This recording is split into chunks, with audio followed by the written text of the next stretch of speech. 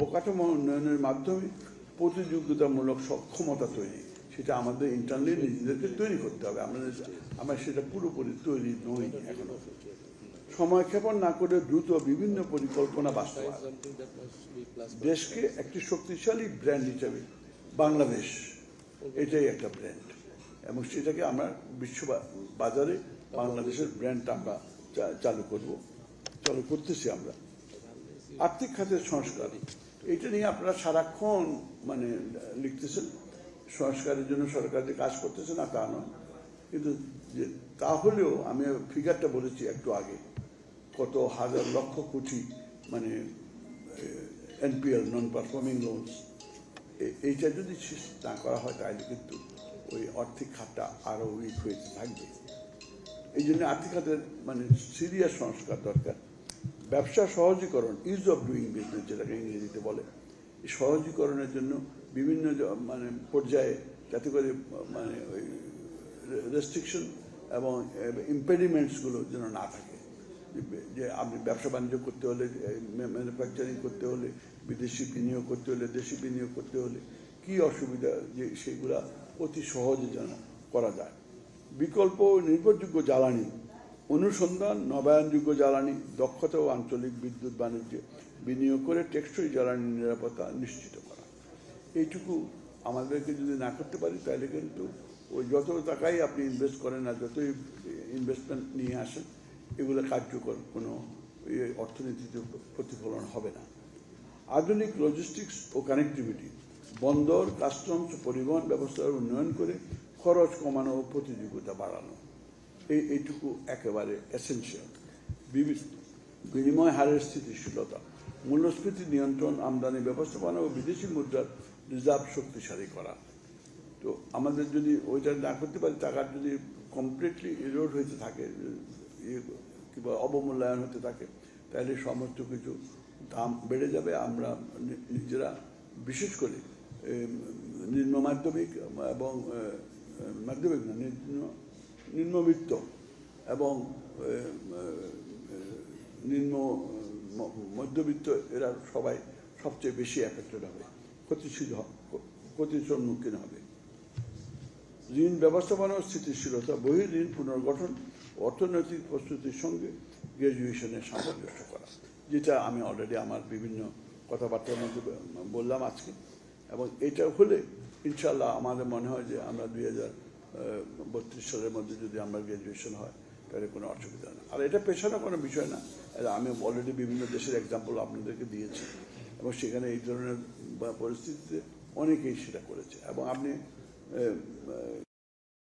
Developing country হবেন কেন, হতে যাবেন যে নিজের ভবিষ্যতের জন্য, নিজের জন্য, নিজের অর্থনীতির জন্য, নিজের দেশের জন্য, নিজের প্রেস্টিজের জন্য। তো সেটা যদি আপনি নাই করতে পারেন তাহলে ওখানে যাইয়া নিশ্চিতের নাম দিলে তো শুধু হবে না। এই কারণে আমার মনে হয় যে আমরা এই বিষয়ে আমাদের যদি আমরা কাজ করি একসাথে, কোনো অসুবিধা হবে না। এটা পেছানো কোনো বিষয় নয়। আমি অলরেডি এক্সাম্পল দিয়েছি অনেকগুলো। উন্নয়নশীল দেশ হিসাবে কি বল, জাতিসংঘ আপনাকে রিকগনাইজ করে, সেই সবের ইন্ডিকেটর আমরা কিন্তু অলরেডি অ্যাচিভ করেছি। কিন্তু তারপরেও বিভিন্ন কারণে, ইনক্লুডিং জুলাই আপরাইজিং এবং টাকার অবমূল্যায়ন, সমস্ত কিছু মিলে আপনি যেমন বললেন যে রোজগার এবং জীবন নির্বাহের জন্য তার পরিমাণ টাকার প্রয়োজন, সেটা যদি সমন্বয় না থাকে তাহলে কিন্তু সমস্যা আমাদের পড়তেই হবে।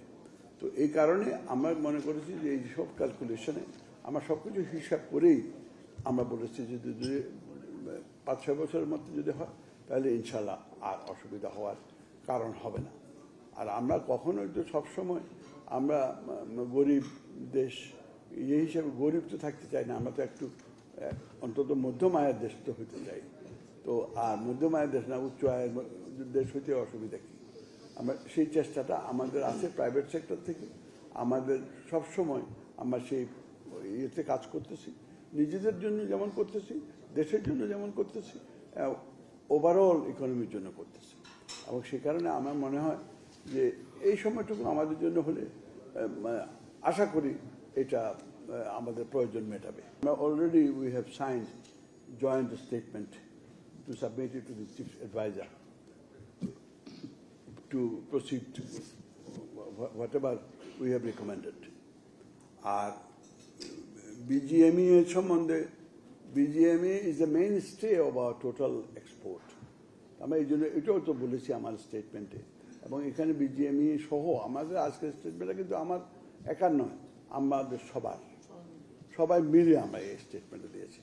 আমরা একটা পণ্যের উপরে নির্ভর করে এই পুরা দেশ, দেখা গেছে অনেক দেশে এই সমস্যা হয়েছে, আমাদেরও আমরা এটা চাই না, আমরা এটাকে ডাইভার্সিফাই করতে চাই।